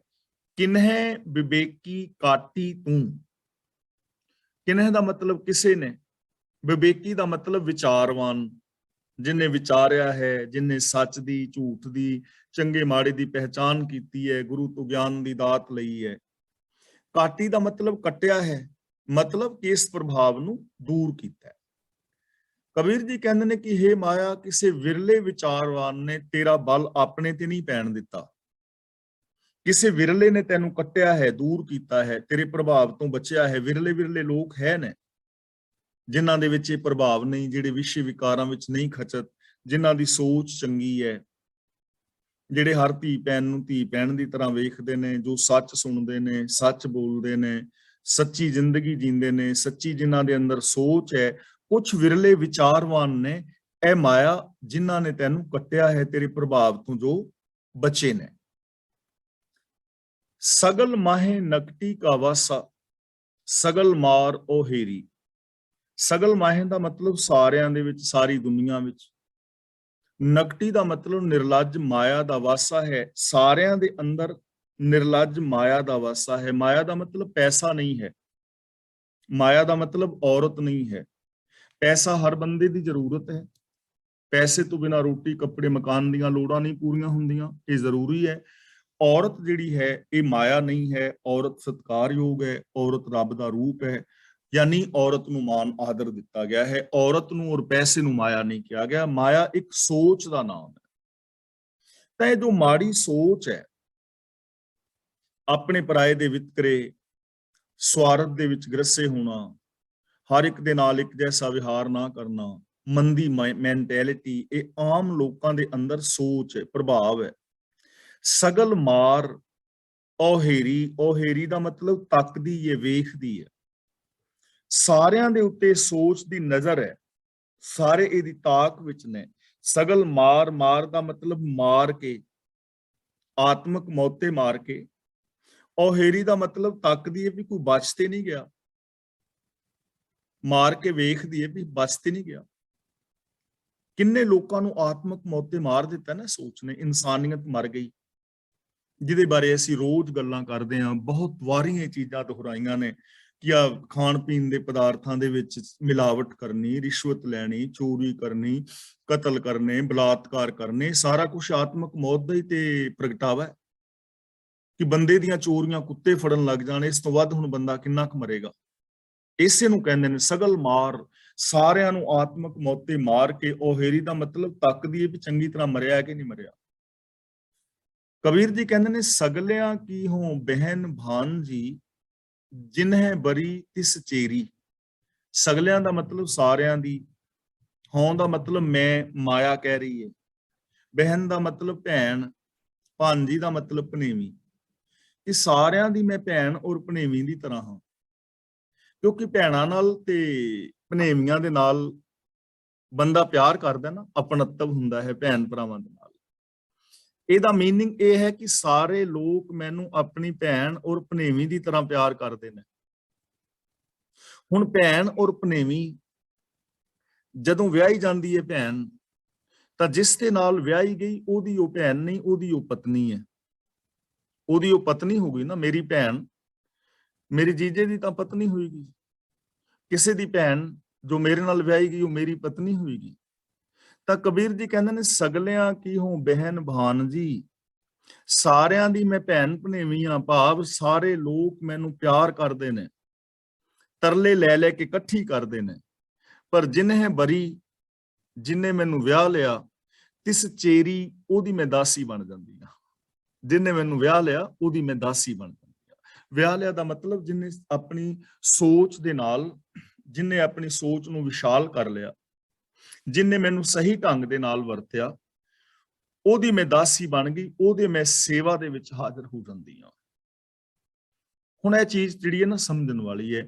ਮਾਇਆ ਹੈ ਜਾਂ ਇਹ ਸੋਚ ਹੈ, ਜੇ ਮਾੜੀ ਸੋਚ ਨੂੰ ਅਸੀਂ ਵਰਤਾਂਗੇ ਤਾਂ ਫਿਰ ਸਾਡੀ ਜ਼ਿੰਦਗੀ ਦੇ ਅੰਦਰ ਠੱਗੀਆਂ, ਬੇਈਮਾਨੀਆਂ, ਚੋਰੀਆਂ ਵਗੈਰਾ ਵਗੈਰਾ ਸਾਰਾ ਕੁਝ ਆ ਜਾਏਗਾ। ਤੇ ਜੇ ਇਸ ਸੋਚ ਨੂੰ ਦਾਸੀ ਬਣਾ ਲਿਆ ਜਾਏ, ਇਹ ਸੋਚ ਨੂੰ ਕਾਬੂ ਕਰ ਲਿਆ ਜਾਏ, ਤੇ ਜੇ ਚੰਗੀ ਸੋਚ ਪੈਦਾ ਕਰ ਲਈ ਜਾਏ ਤਾਂ ਫਿਰ ਸਾਡੀ ਸੋਚ ਜਿਹੜੀ ਇਹ ਦਾਸੀ ਹੋ ਸਕਦੀ ਹੈ, ਚੰਗੀ ਸੋਚ ਸਾਨੂੰ ਸੁੱਖ ਦੇ ਸਕਦੀ ਹੈ। ਇਸ ਲਈ ਕਬੀਰ ਜੀ ਕਹਿ ਰਹੇ ਨੇ ਕਿ ਸਾਰੇ ਲੋਕ ਮੈਨੂੰ ਤਰਲੇ ਲੈ ਲੈ ਕੇ ਇਕੱਠੀ ਕਰਦੇ ਰਹਿੰਦੇ ਨੇ, ਲੇਕਿਨ ਜਿਸ ਨੇ ਮੈਨੂੰ ਵਰ ਲਿਆ ਉਹਦੀ ਮੈਂ ਦਾਸੀ ਹੋ ਜਾਂਦੀ ਹਾਂ। ਭਾਵ ਕਿ ਇਹ ਸੋਚ ਨੂੰ ਦਾਸੀ ਬਣਾਉਣਾ ਹੈ, ਇਹਨਾਂ ਵਿਸ਼ੇ ਵਿਕਾਰਾਂ ਨੂੰ ਅਸੀਂ ਆਪਣੇ ਕਾਬੂ ਵਿੱਚ ਰੱਖਣਾ ਹੈ। ਹਮਰੋ ਭਰਤਾ ਬੜੋ ਵਿਵੇਕੀ ਆਪੇ ਸੰਤ ਕਹਾਵੇ। ਹੁਣ ਇਹਦੇ ਅਰਥ ਦੋ ਤਰ੍ਹਾਂ ਕੀਤੇ ਨੇ। ਇੱਕ ਤਾਂ ਇਹ ਕੀਤਾ ਹੈ ਕਿ ਮਾਇਆ ਕਹਿ ਰਹੀ ਹੈ ਕਿ ਜਿਹੜਾ ਮੇਰਾ ਕੋਈ ਗਿਆਨਵਾਨ ਜਿਹੜਾ ਹੈ ਨਾ ਪੁਰਖ, ਉਹ ਮੇਰਾ ਜਿਹੜਾ ਹੈ ਪਤੀ ਹੈ, ਪਰ ਇੱਥੇ ਗੱਲ ਰੱਬ ਦੀ ਹੀ ਚੱਲ ਰਹੀ ਹੈ। ਹਮਰੋ ਭਰਤਾ ਬੜੋ ਵਿਵੇਕੀ, ਭਰਤਾ ਦਾ ਮਤਲਬ ਪਤੀ, ਬੜੋ ਦਾ ਮਤਲਬ ਵੱਡਾ, ਵਿਵੇਕੀ ਦਾ ਮਤਲਬ ਗਿਆਨਵਾਨ। ਆਪੇ ਸੰਤ ਕਹਾਵੇ, ਇੱਥੇ ਸੰਤ ਦਾ ਮਤਲਬ ਹੈ ਮਾਲਕ, ਕਿ ਮੇਰਾ ਮਾਲਕ ਵੱਡਾ ਹੈ ਤੇ ਉਹ ਆਪ ਹੀ ਇਸ ਸੰਸਾਰ ਦਾ ਮਾਲਕ ਅਖਵਾਉਂਦਾ ਹੈ। यानी मेरा जो प्रभु है शांत है, महान है और आप इस संसार दा मालक है। मेरा परता वो है, मेरा मालक वो है। मैं इस माया नू सोच नू अपने नू मालक नहीं बनन दिता। दो तरह के लोग ने, एक वो ने जिन्हां ने यह माया वाली सोच नू अपना मालक बना लिया है और इसके अंदर जी रहे ने, उन्हां सारियां दी ते बहन भांजी है। लेकिन जिन्हां ने रब नू अपना मालक बनाया है वो लोग शांत ने, वो लोग महान ने। हुण ये साडे ते डिपेंड करेगा कि असी अपना मालक इस माया वाली सोच नू बनाना है जां रब्बी गुणां नू, रब्बी सोच नू अपना मालक बनाना है। तां मेरा खसम प्रवीण है ते केवल ओही महान किया जा सकता है। ओह हमारे माथे कायम और हमरे निकट ना आवे। माथे का मतलब मथे ते, कायम का मतलब टिकिया हुआ है। माथे कायम का मतलब मेरे मथे ते टिकिया हुआ है, यानी मैनू अपने अधीन रखन वाला है, कि मैं रब दे अधीन हाँ, प्रभु मैनू अपने हुक्म विच रख रहा है। और हमरे निकट ना आवे, होर कोई मेरे नेड़े नहीं आउंदा, होर कोई मेरे नेड़े नहीं आउंदा। रब मेरा मालक है, मैं रब दे अधीन हाँ, यानी रब्बी गुण मेरे अंदर ने, रब्बी गुणां दे मैं प्रभाव थल्ले हाँ। होर कोई मेरे नेड़े नहीं आउंदा, ना तां माया वाली बिरती, ना काम क्रोध लोभ आदिक, ते ना ही बाकी दे जिन्ने भी कर्म कांड ने, इन्हां चों मेरे नेड़े कोई नहीं आउंदा। मेरे मत्थे ते मेरा रब कायम है, मेरी सोच दे अंदर मेरे रब दे गुण कायम है, हुक्म कायम है। जदों ओह कायम है तां फिर मेरे नेड़े होर कोई विषय विकार नहीं हुंदा। नाकों काटी कानों काटी काट कूट कै डारी। नाकों का मतलब नक तो, काटी का मतलब वढ़ दिती, कानों का मतलब कन तो, काटी का मतलब वढ़ दिती, काट कूट का मतलब चंगी तरह कट कुट के। यह जिहड़ा कूट शब्द है ना, काट कूट, एक निरर्थक शब्द हुंदा है। जिवें असीं आम कह दिंदे आ भई कोई पानी धानी पीना है, हुण धानी तां पीण वाली कोई चीज़ नहीं, धानी नाल जुड़िया होया है पानी, पानी। जां असीं कह दिंदे आ चाह चूह पीनी है, हुण चूह कुछ भी नहीं, रोटी राटी तां राटी तां कुछ भी नहीं, खानी तां रोटी हुंदी है, रोटी राटी दाल दूल। एवें काट कूट दा मतलब वढ फट के। कबीर जी कहंदे ने जिहड़े रब दे प्यारे ने उन्हां ने इस माया नूं नक भी वढ दिता, ओहदा कंन भी वढ दिते ते वढ वुड के परे सट दिते। हुण एक सवाल है भी जदों माया काबू ही आ गई तां ओहदे नक कंन वढण दी बजाय ओहदा गला ही वढ दिंदे, सियापा मुक जांदा। ते कबीर जी कहंदे ने गला ओहदा वढीए किवें, ओहदा गला है नहीं, माया दे नक ते कंन ही हुंदे ने। यह चीज ना थोड़ी जी समझण वाली है। हुण माया दे नक कंन ही हुंदे ने किवें?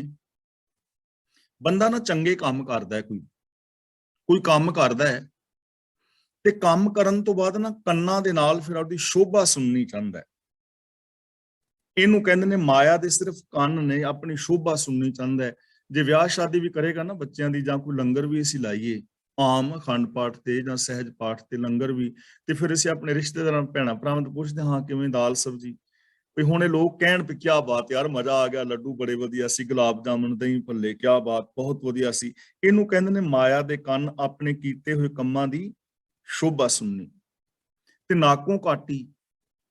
ਹੁਣ ਬਹੁਤ ਸਾਰੇ ਕੰਮ ਤੇ ਅਸੀਂ ਕਰਨੇ ਆ ਆਪਣੀਆਂ ਲੋੜਾਂ ਵਾਸਤੇ, ਬਹੁਤ ਸਾਰੇ ਕੰਮ ਸਾਡੀਆਂ ਲੋੜਾਂ ਨੇ, ਜਿਵੇਂ ਰੋਟੀ, ਕੱਪੜਾ, ਮਕਾਨ, ਇਹ ਸਾਡੀ ਲੋੜ ਹੈ। ਤੇ ਲੇਕਿਨ ਕੁਝ ਕੰਮ ਅਸੀਂ ਕਰਨੇ ਆ ਨੱਕ ਰੱਖਣ ਵਾਸਤੇ, ਵੀ ਸਾਡੀ ਸ਼ੋਭਾ ਹੋਵੇ। ਹੁਣ ਘਰ ਸਾਨੂੰ ਚਾਹੀਦਾ ਨਾ, ਮੰਨ ਲਓ ਤੁਹਾਨੂੰ 3 ਬੈਡਰੂਮ ਦਾ ਘਰ ਚਾਹੀਦਾ ਤੇ ਤੁਸੀਂ 4 ਬੈਡਰੂਮ ਵਾਲਾ ਬਣਾ ਲਓ।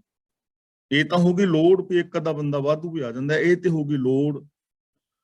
ਲੇਕਿਨ ਉਸ ਮਕਾਨ ਦੇ ਉੱਤੇ ਫਿਰ ਸੰਗਮਰਮਰ ਤੇ ਹੋਰ ਉੱਤੇ ਕਰੋੜਾਂ ਰੁਪਏ ਖਰਚ ਕਰ ਦੇਣੇ, ਉਹ ਕਾਦੇ ਵਾਸਤੇ ਹੈ? ਸ਼ੋਭਾ ਵਾਸਤੇ ਨਾ, ਵੀ ਸ਼ੋਭਾ ਲੋਕ ਕਰਨ। ਯਾਨੀ ਮੇਰਾ ਮਤਲਬ ਇਹ ਨਹੀਂ ਕਿ ਕੋਈ ਸੰਗਮਰਮਰ ਨਾ ਲਗਵਾਏ, ਲੇਕਿਨ ਲੋੜ ਹੋਰ ਚੀਜ਼ ਹੈ ਤੇ ਕੋਈ ਕੰਮ ਸ਼ੋਭਾ ਵਾਸਤੇ, ਲੋਕ ਵਿਖਾਵੇ ਵਾਸਤੇ ਕਰਨਾ ਹੋਰ ਚੀਜ਼ ਹੈ। ਜਿਵੇਂ ਹੁਣ ਵਿਆਹ ਸ਼ਾਦੀਆਂ ਨੇ ਸਾਡੇ, ਤਾਂ ਵਿਆਹ ਸ਼ਾਦੀਆਂ ਤਾਂ ਸਿੰਪਲ ਵੀ ਹੋ ਸਕਦੇ ਨੇ, ਕਿਉਂਕਿ ਰਹਿਣਾ ਤੇ ਲੜਕੇ ਔਰ ਲੜਕੀ ਨੇ ਹੈ, ਮੁੰਡੇ ਕੁੜੀ ਨੇ ਰਹਿਣਾ ਹੈ। ਜੇ ਉਹਨਾਂ ਦਾ ਸੁਭਾਅ ਠੀਕ ਹੈ, ਗੁਣ ਠੀਕ ਨੇ, ਜ਼ਿੰਦਗੀ ਜੀਣ ਦਾ ਢੰਗ ਠੀਕ ਹੈ, ਤਾਂ ਸੁਖੀ ਔਰ ਸ਼ਾਂਤ ਰਹਿਣਗੇ। ਤੇ ਵਿਆਹ ਵਾਸਤੇ ਤੇ ਇੰਨਾ ਕੀ ਚਾਹੀਦਾ ਨਾ, ਕਿ ਲੰਗਰ ਪ੍ਰਸ਼ਾਦਾ ਹੋਵੇ ਤੇ ਆਨੰਦ ਕਾਰਜ ਹੋ ਜਾਏ। ਲੇਕਿਨ ਵੱਡੇ ਹਾਲ ਬੁੱਕ ਕਰਨੇ ਔਰ ਉੱਥੇ ਲੱਖਾਂ ਰੁਪਏ ਖਰਚ ਕਰਨੇ, ਇਹ ਵਿਖਾਵਾ ਹੀ ਹੈ ਨਾ, ਹੋਰ ਕੀ ਹੈ? ਇਹਨੂੰ ਕਹਿੰਦੇ ਨੇ ਮਾਇਆ ਦਾ ਨੱਕ, ਲੋਕ ਵਿਖਾਵੇ ਵਾਸਤੇ ਕੰਮ ਕਰਨੇ, ਸੱਚ ਤੋਂ ਦੂਰ ਜਾ ਕੇ। ਤੇ ਕਬੀਰ ਜੀ ਕਹਿੰਦੇ ਨੇ ਮਾਇਆ ਦੇ ਨੱਕ ਕੰਨ ਵੱਢ ਦਿੱਤੇ ਨੇ, ਨਾ ਤਾਂ ਮੈਂ ਲੋਕ ਵਿਖਾਵੇ ਵਾਸਤੇ ਕੋਈ ਕੰਮ ਕਰਨਾ, ਤੇ ਨਾ ਮੈਂ ਲੋਕ ਵਿਖਾਵੇ ਦੇ ਕੰਮਾਂ ਦੀ ਸ਼ੋਭਾ ਸੁਣਨੀ ਚਾਹੁੰਦਾ। ਜਦੋਂ ਸਿਆਪਾ ਹੀ ਮੁਕਾ ਦਿੱਤਾ ਤੇ ਸ਼ੋਭਾ ਦਾ ਸਵਾਲ ਹੀ ਨਹੀਂ ਪੈਦਾ ਹੁੰਦਾ, ਕੋਈ ਸ਼ੋਭਾ ਕਰੇ ਨਾ। ਕਾਟ ਕੂਟ ਕੇ ਡਾਰੀ, ਮੈਂ ਇਸ ਮਾਇਆ ਨੂੰ, ਇਸ ਸੋਚ ਨੂੰ ਕੱਟ ਕੁੱਟ ਕੇ ਪਾਸੇ ਕਰ ਦਿੱਤਾ ਹੈ, ਮਾੜੀ ਸੋਚ ਖਤਮ ਕਰ ਦਿੱਤੀ। ਕਹੋ ਕਬੀਰ ਸੰਤਨ ਕੀ ਬੈਰਨ, 3 ਲੋਕ ਕੀ ਪਿਆਰੀ। ਇੱਥੇ ਸੰਤਨ ਦਾ ਮਤਲਬ ਹੈ ਸਚਿਆਰ ਜਿਹੜੇ ਲੋਕ ਨੇ, ਰੱਬ ਦੇ ਰਾਹਾਂ ਤੇ ਤੁਰਨ ਵਾਲੇ ਨੇ। ਸੰਤਨ ਦਾ ਮਤਲਬ ਚੋਲਿਆਂ ਵਾਲੇ ਬਾਬੇ ਨਹੀਂ ਹੈ। ਉਹਨਾਂ ਦੇ ਕੋਲ ਪੈਸੇ ਨੂੰ ਜੇ ਮਾਇਆ ਲਓਗੇ ਤੇ ਤੁਹਾਡੇ ਤੋਂ ਕਈ ਗੁਣਾ ਜ਼ਿਆਦਾ ਹੈ। ਇੱਥੇ ਸੰਤਨ ਦਾ ਮਤਲਬ ਜੋ ਸਚਿਆਰ ਨੇ, ਜਿਨ੍ਹਾਂ ਨੇ ਉਹ ਜ਼ਿੰਦਗੀ ਜੀਵੀ ਹੈ ਕਿ ਪੂਰੀ ਦੀ ਪੂਰੀ ਸੋਚ ਨੂੰ ਬਦਲ ਦਿੱਤਾ ਹੈ।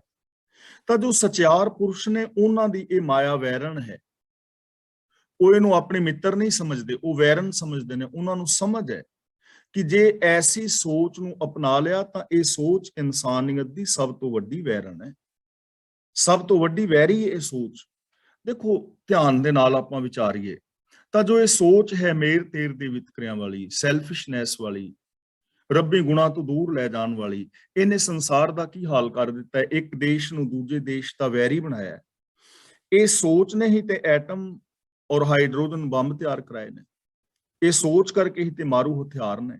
ਇਹ ਸੋਚ ਹੀ ਤਾਂ ਖਾਣ ਪੀਣ ਵਾਲੇ ਪਦਾਰਥਾਂ ਦੇ ਅੰਦਰ ਮਿਲਾਵਟ ਕਰਾਂਦੀ ਹੈ। ਇਹ ਸੋਚ ਕਰਕੇ ਹੀ ਤਾਂ ਰਿਸ਼ਵਤਖੋਰੀ, ਚੋਰ ਬਜ਼ਾਰੀ ਹੈ। ਇਸ ਮਾੜੀ ਸੋਚ ਕਰਕੇ ਹੀ ਤੇ ਬਲਾਤਕਾਰ ਨੇ ਤੇ ਠੱਗੀਆਂ ਥੋਰੀਆਂ ਨੇ। ਇਹ ਸੋਚ ਕਰਕੇ ਹੀ ਤੇ ਰਿਸ਼ਤੇ ਨਾਤੇ ਟੁੱਟ ਗਏ, ਪਰਿਵਾਰ ਬਿਖਰ ਗਏ, ਵੈਰਨ ਹੋਈ ਨਾ। ਤਾਂ ਮਨੁੱਖਤਾ ਦੀ ਸਭ ਤੋਂ ਵੱਡੀ ਵੈਰੀ ਇਹ ਸੋਚ ਹੈ।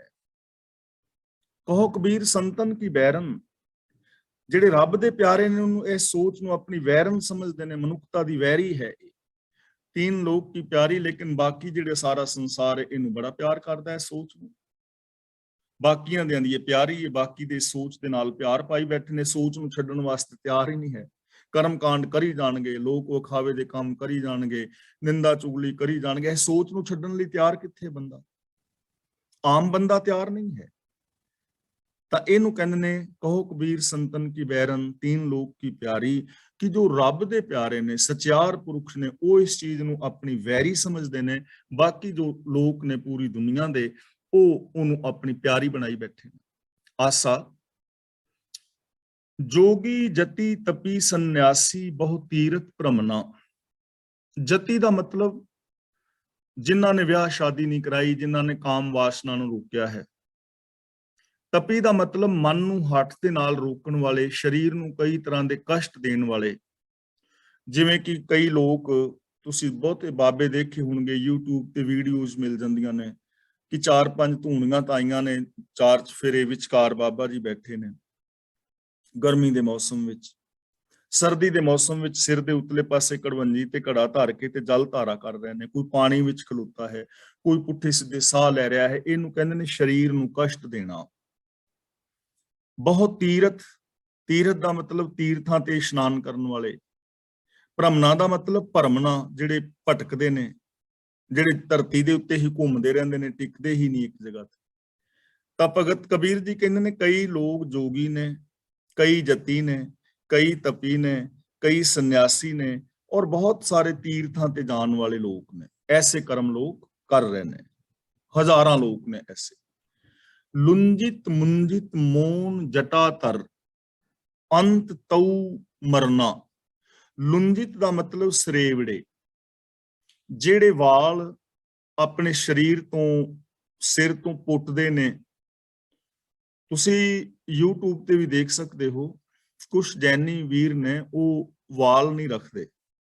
ਉਹ ਵਾਲ ਇਸ ਕਰਕੇ ਕਿਉਂਕਿ ਉਹਨਾਂ ਦੇ ਮਨ ਦੇ ਵਿੱਚ ਇੱਕ ਜੀਵ ਹੱਤਿਆ ਦਾ ਬਹੁਤ ਵੱਡਾ ਭਰਮ ਹੈ, ਤੇ ਉਹ ਸਮਝਦੇ ਨੇ ਵੀ ਜੇ ਵਾਲ ਰੱਖੇ, ਵਾਲਾਂ ਵਿੱਚ ਜੂਆਂ ਪੈ ਗਈਆਂ ਤੇ ਫਿਰ ਉਹ ਜੂਆਂ ਮਰਨਗੀਆਂ, ਪਾਪ ਹੋਏਗਾ। ਤੇ ਉਹ ਵਾਲਾਂ ਨੂੰ ਕੈਂਚੀ ਨਾਲ ਵੀ ਨਹੀਂ ਕੱਟਦੇ, ਕਿ ਮਤੇ ਕੈਂਚੀ ਨਾਲ ਕੱਟਿਆ ਕੋਈ ਜੂੰ ਹੀ ਮਰ ਜਾਏ ਵਿੱਚ।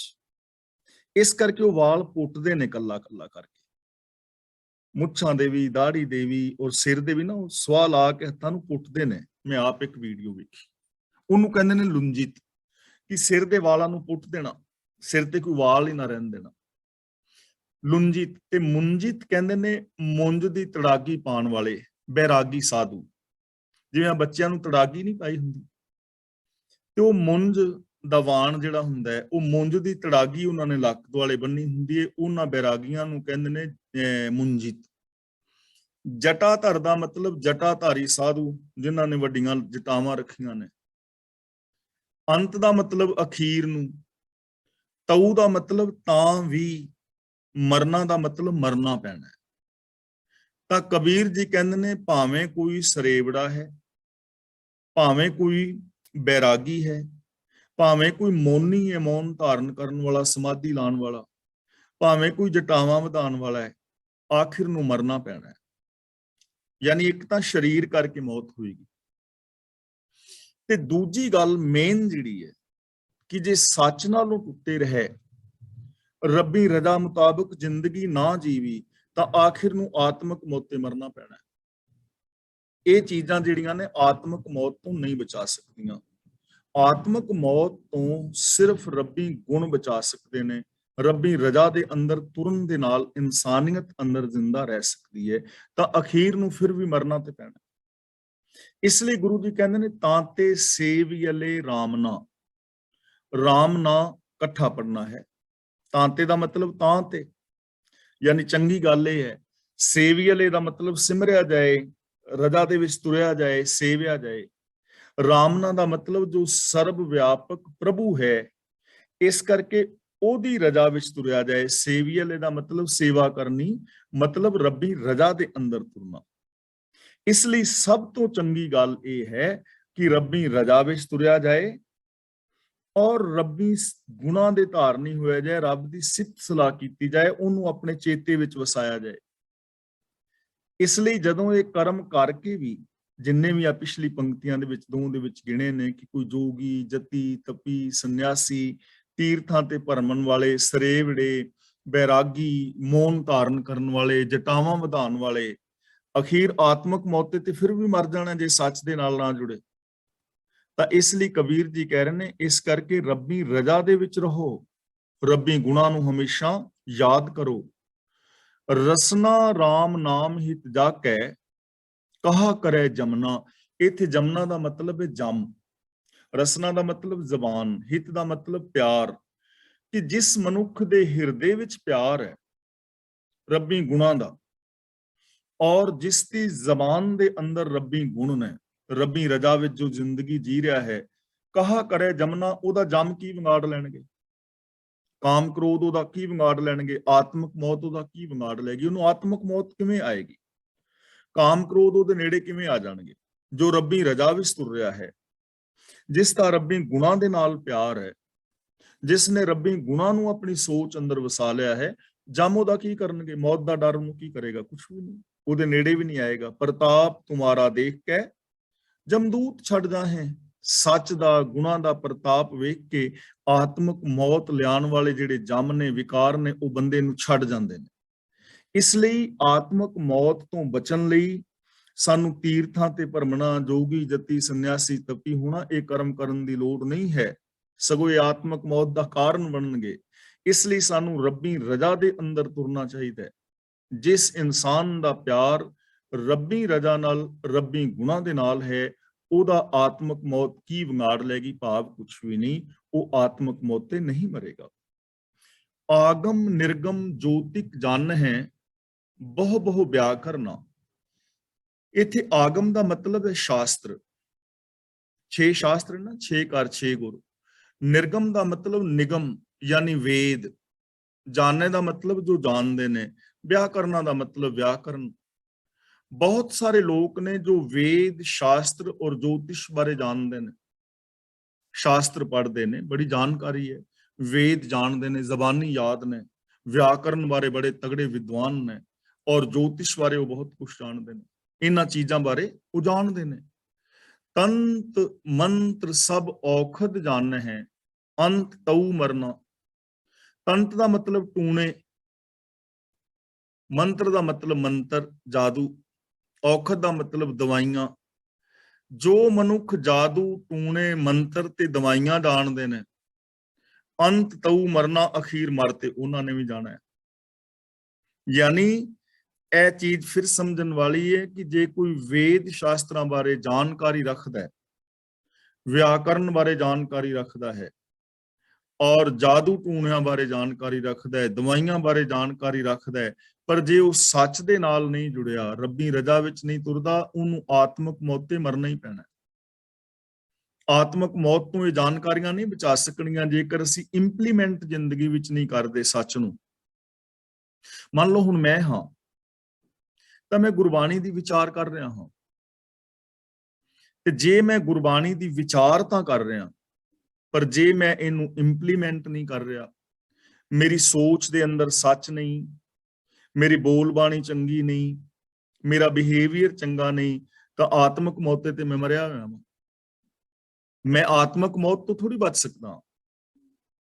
ਅਵਰ ਉਪਦੇਸ਼ ਹੈ, ਆਪ ਨਾ ਕਰੇ, ਆਵਤ ਜਾਵਤ ਜਨਮੈ ਮਰੈ। ਇਸ ਲਈ ਇੰਪਲੀਮੈਂਟ ਜੇ ਕਰੋਗੇ ਤਾਂ ਆਤਮਕ ਮੌਤ ਤੋਂ ਬਚੋਗੇ।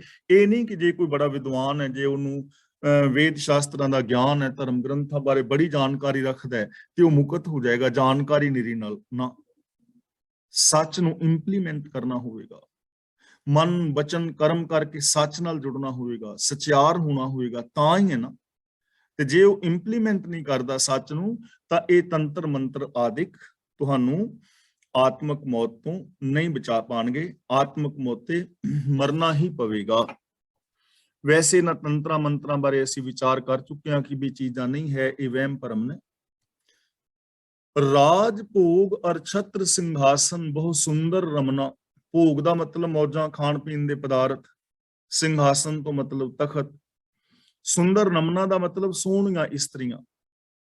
ਕਈ ਐਸੇ ਨੇ ਜੋ ਰਾਜ ਦੀਆਂ ਮੌਜਾਂ ਮਾਣਦੇ ਨੇ, ਤਖਤ ਉੱਤੇ ਬੈਠੇ ਨੇ, ਜਿਨ੍ਹਾਂ ਦੇ ਸਿਰ ਦੇ ਉੱਤੇ ਛਤਰ ਝੂਲ ਰਹੇ ਨੇ, ਤੇ ਮਹਿਲਾਂ ਦੇ ਵਿੱਚ ਸੁੰਦਰ ਸੁੰਦਰ ਔਰਤਾਂ ਨੇ ਜਿਨ੍ਹਾਂ ਨਾਲ ਸਰੀਰਕ ਸੰਬੰਧ ਬਣਾ ਰਹੇ ਨੇ, ਉਹਨਾਂ ਕੋਲ ਸੁੰਦਰ ਔਰਤਾਂ ਨੇ। ਪਾਨ ਕਪੂਰ ਸੁਵਾਸਕ ਚੰਦਨ ਅੰਤ ਤਉ ਮਰਨਾ। ਪਾਨ ਦਾ ਮਤਲਬ ਪਾਨ, ਸੁਵਾਸਕ ਚੰਦਨ ਦਾ ਮਤਲਬ ਸੋਹਣੀ ਸੁਗੰਧ ਦੇਣ ਵਾਲਾ ਚੰਦਨ। ਜੋ ਪਾਨ ਕਪੂਰ ਸੁੰਦਰ ਸੁਗੰਧੀ ਦੇਣ ਵਾਲੇ ਚੰਦਨ ਆਦਿਕ ਵਰਤਦੇ ਨੇ, ਪਰ ਜੇ ਸੱਚ ਦੇ ਨਾਲ ਨਹੀਂ ਜੁੜੇ ਤਾਂ ਅੰਤ ਤਉ ਮਰਨਾ, ਆਖਿਰ ਆਤਮਕ ਮੌਤ ਤੇ ਉਹਨਾਂ ਵੀ ਮਰ ਜਾਣਾ ਹੈ। ਆਤਮਕ ਮੌਤ ਤੋਂ ਤੇ ਚੀਜ਼ਾਂ ਨਹੀਂ ਬਚਾ ਸਕਣਗੀਆਂ। ਤੇ ਜੇ ਬੰਦੇ ਦੇ ਅੰਦਰੋਂ ਇਨਸਾਨੀਅਤ ਹੀ ਮਰ ਜਾਏ, ਜ਼ਮੀਰ ਹੀ ਮਰ ਜਾਏ, ਆਤਮਕ ਮੌਤ ਹੀ ਹੋ ਜਾਏ, ਤੇ ਫਿਰ ਇਹਨਾਂ ਚੀਜ਼ਾਂ ਦਾ ਲਾਭ ਕੀ ਹੈ? ਬੰਦਾ ਹੈ ਨਾ। ਤਾਂ ਇਸ ਲਈ ਜੇ ਅਸੀਂ ਬੰਦੇ ਆ ਤੇ ਸਾਨੂੰ ਬੰਦੇ ਬਣ ਕੇ ਜਿਉਣਾ ਚਾਹੀਦਾ ਨਾ। ਤੇ ਜੇ ਅਸੀਂ ਬੰਦੇ ਅਖਵਾਉਂਦੇ, ਬੰਦੇ ਹੁੰਦੇ, ਬੰਦਿਆਂ ਵਾਲੀ ਜ਼ਿੰਦਗੀ ਨਹੀਂ ਜੀਂਦੇ, ਤਾਂ ਫਿਰ ਤਾਂ ਗੱਲ ਉਹੀ ਹੋਊਗੀ ਨਾ, ਕਰਤੂਤ ਪਸ਼ੂ ਕੀ, ਮਾਨਸ ਜਾਤ। ਫਿਰ ਤਾਂ ਸਰੀਰ ਦਾ ਫਰਕ ਹੈ, ਜ਼ਿੰਦਗੀ ਤੇ ਪਸ਼ੂਆਂ ਵਾਲੀ ਜੀ ਰਹੇ ਹਾਂ। ਇਸ ਲਈ ਬੰਦੇ ਨੂੰ ਜ਼ਿੰਦਗੀ ਬੰਦਿਆਂ ਵਾਲੀ ਜੀਣੀ ਚਾਹੀਦੀ ਹੈ। ਰਾਜ ਭੋਗ ਅਰ ਛਤਰ ਸਿੰਘਾਸਨ ਬਹੁ ਸੁੰਦਰ ਰਮਨਾ, ਪਾਨ ਕਪੂਰ ਸੁਵਾਸਕ ਚੰਦਨ ਅੰਤ ਤਉ ਮਰਨਾ। ਵੇਦ ਪੁਰਾਨ ਸਿਮਰਿਤ ਸਭ ਖੋਜੇ, ਕਹੂੰ ਨਾ ਉਬਰਨਾ। ਵੇਦ ਪੁਰਾਨ ਸਿਮਰਤੀਆਂ ਸਾਰੇ ਖੋਜ ਕੇ ਵੇਖ ਲੈਣੇ, ਪਰ ਰੱਬੀ ਗੁਣਾਂ ਦੀ ਓਟ ਲੈਣ ਤੋਂ ਬਿਨਾ ਕਹੂੰ ਨਾ ਉਬਰ ਨਾ, ਕਿਤੇ ਵੀ ਆਤਮਕ ਮੌਤ ਤੋਂ ਬਚਾ ਨਹੀਂ ਹੁੰਦਾ, ਕਿਤੇ ਵੀ ਬਚਾ ਨਹੀਂ ਮਿਲਦਾ। ਜਿੰਨੇ ਮਰਜ਼ੀ ਤੁਸੀਂ ਧਰਮ ਗ੍ਰੰਥ ਪੜ੍ਹ ਲਓ, ਯਾਦ ਕਰ ਲਓ, ਪਰ ਜੇ ਤੁਸੀਂ ਰੱਬੀ ਗੁਣਾਂ ਦੇ ਧਾਰਨੀ ਨਹੀਂ ਹੋ, ਮਨ ਬਚਨ ਕਰਮ ਕਰਕੇ ਸੱਚ ਨੂੰ ਨਹੀਂ ਅਪਣਾਇਆ, ਤਾਂ ਇਹ ਆਤਮਕ ਮੌਤ ਤੋਂ ਬਚਿਆ ਨਹੀਂ ਜਾ ਸਕਦਾ ਕਿਸੇ ਵੀ ਵਸੀਲੇ ਦੇ ਨਾਲ। ਤਾਂ ਕਬੀਰ ਜੀ ਹੁਣ ਫਿਰ ਸਾਨੂੰ ਇਹਦਾ ਸੋਲੂਸ਼ਨ ਦੱਸ ਰਹੇ ਨੇ ਅਖੀਰਲੀ ਪੰਕਤੀ ਵਿੱਚ, ਕਹੋ ਕਬੀਰ ਇਉ ਰਾਮ ਮਹਿ ਜੰਪੋ। ਜੰਪੋ ਦਾ ਮਤਲਬ ਜਪਦਾ ਹਾਂ, ਜਪ ਦਾ ਮਤਲਬ ਹੁੰਦਾ ਹੈ ਜਾਣਨਾ, ਸਾਂਝ ਪਾਣੀ। ਰਾਮੈ ਦਾ ਮਤਲਬ ਰਮੇ ਹੋਏ ਰਾਮ ਦੇ ਨਾਲ। ਕਬੀਰ ਜੀ ਕਹਿੰਦੇ ਨੇ ਮੈਂ ਤਾਂ ਰੱਬੀ ਗੁਣਾਂ ਦਾ ਧਾਰਨੀ ਹਾਂ, ਪ੍ਰਭੂ ਦੀ ਸਿਫਤ ਸਲਾਹ ਕਰਦਾ ਹਾਂ, ਰੱਬੀ ਗੁਣਾਂ ਦੇ ਨਾਲ ਮੈਂ ਸਾਂਝ ਪਾਈ ਹੈ, ਪ੍ਰਭੂ ਨੂੰ ਮੈਂ ਵਸਦਾ ਸਾਰਿਆਂ ਦੇ ਅੰਦਰ ਵੇਖਦਾ ਹਾਂ, ਉਹਨੂੰ ਮੈਂ ਹਮੇਸ਼ਾ ਆਪਣੀ ਯਾਦ ਵਿੱਚ ਟਿਕਾਇਆ ਹੈ। ਮੇਟ ਜਨਮ ਮਰਨਾ, ਜਨਮ ਮਰਨਾ ਦਾ ਮਤਲਬ ਜਨਮ ਤੋਂ ਲੈ ਕੇ ਮਰਨ ਤੱਕ ਸਾਰੇ ਦੁੱਖਾਂ ਕਲੇਸ਼ਾਂ ਨੂੰ ਮੈਂ ਮਿਟਾ ਦਿੱਤਾ ਹੈ। ਮੈਂ ਰੱਬੀ ਗੁਣਾਂ ਦਾ ਧਾਰਨੀ ਹਾਂ, ਰੱਬੀ ਗੁਣਾਂ ਦੇ ਨਾਲ ਮੈਂ ਸਾਂਝ ਪਾਈ ਹੈ, ਪ੍ਰਭੂ ਦੀ ਮੈਂ ਸਿਫਤ ਸਲਾਹ ਕਰਦਾ, ਰੱਬੀ ਗੁਣਾਂ ਨੂੰ ਮੈਂ ਆਪਣੀ ਸੋਚ ਵਿੱਚ ਵਸਾਇਆ ਹੈ, ਰੱਬੀ ਰਜ਼ਾ ਵਿੱਚ ਮੈਂ ਤੁਰਦਾ ਹਾਂ। ਇਸ ਤਰ੍ਹਾਂ ਜਨਮ ਤੋਂ ਲੈ ਕੇ ਮਰਨ ਤੱਕ ਦੇ ਜੋ ਸਾਰੇ ਦੁੱਖ ਔਰ ਕਲੇਸ਼ ਨੇ, ਉਹਨਾਂ ਨੂੰ ਮੈਂ ਮਿਟਾ ਦਿੱਤਾ ਹੈ, ਉਹ ਮੇਰੇ ਮਿਟ ਗਏ ਨੇ। ਤਾਂ ਜੇ ਅਸੀਂ ਕਰਮ ਕਾਂਡ ਕਰਦੇ ਹਾਂ, ਧਰਮ ਗ੍ਰੰਥਾਂ ਦਾ ਪਠਨ ਪਾਠਨ ਕਰਦੇ ਹਾਂ, ਬਾਹਰਲੇ ਧਾਰਮਿਕ ਪਹਿਨਾਵੇ ਪਹਿਨਦੇ ਹਾਂ, ਗੱਲਾਂ ਅਸੀਂ ਬੇਸ਼ੱਕ ਧਰਮ ਦੀਆਂ ਕਰਦੇ ਹਾਂ, ਪਰ ਜੇ ਅਸੀਂ ਉਹਨਾਂ ਚੀਜ਼ਾਂ ਨੂੰ ਇੰਪਲੀਮੈਂਟ ਨਹੀਂ ਕਰ ਰਹੇ, ਉਹ ਚਾਹੇ ਮੈਂ ਹਾਂ, ਤੁਸੀਂ ਹੋ ਜਾਂ ਕੋਈ ਥਰਡ ਪਰਸਨ ਹੈ, ਜੇ ਮਨ ਬਚਨ ਕਰਮ ਕਰਕੇ ਸੱਚ ਦਾ ਧਾਰਨੀ ਨਹੀਂ ਹੈ, ਤਾਂ ਉਹ ਆਤਮਕ ਮੌਤ ਤੇ ਮਰਿਆ ਹੋਇਆ ਹੈ। ਉਹਦੀ ਜ਼ਮੀਰ ਮਰਨ ਤੋਂ ਕਦੇ ਵੀ ਨਹੀਂ ਬਚ ਸਕਦੀ, ਆਤਮਕ ਮੌਤ ਤੋਂ ਕਦੇ ਵੀ ਉਹ ਸੁਰੱਖਿਅਤ ਨਹੀਂ ਹੋ ਸਕਦਾ, ਉਹਨੂੰ ਆਤਮਕ ਮੌਤ ਤੇ ਮਰਨਾ ਹੀ ਪੈਣਾ ਹੈ। ਇਸ ਲਈ ਕਬੀਰ ਜੀ ਸਾਨੂੰ ਕਹਿ ਰਹੇ ਨੇ ਕਿ ਆਤਮਕ ਮੌਤ ਤੋਂ ਬਚਣ ਦਾ ਇੱਕੋ ਇੱਕ ਸਾਧਨ ਹੈ, ਤੇ ਉਹ ਹੈ ਰੱਬ ਦੀ ਰਜ਼ਾ ਵਿੱਚ ਤੁਰਨਾ ਔਰ ਮਨ ਬਚਨ ਕਰਮ ਕਰਕੇ ਰੱਬੀ ਗੁਣਾਂ ਦੇ ਧਾਰਨੀ ਹੋਣਾ, ਜੋ ਅਸਾਂ ਜਪਜੀ ਸਾਹਿਬ ਜੀ ਦੇ ਵਿੱਚ ਵੀ ਵਿਚਾਰਿਆ ਸੀ, ਹੁਕਮ ਰਜ਼ਾਈ ਚੱਲਣਾ ਨਾਨਕ ਲਿਖਿਆ ਨਾਲ। ਤਾਂ ਗੁਰੂ ਦੀ ਰਹਿਮਤ ਕਰਨ ਅਸੀਂ ਗੁਰੂ ਜੀ ਦੀ ਪਾਵਨ ਬਾਣੀ ਨੂੰ ਆਪ ਪੜ੍ਹੀਏ, ਗੁਰਬਾਣੀ ਦੀ ਵਿਚਾਰ ਕਰੀਏ ਔਰ ਗੁਰਬਾਣੀ ਮੁਤਾਬਕ ਜ਼ਿੰਦਗੀ ਜੀ ਕੇ ਆਪਣੇ ਜੀਵਨ ਨੂੰ ਸਫਲ ਔਰ ਸੁਚੱਜਾ ਕਰਨ ਦਾ ਯਤਨ ਕਰੀਏ।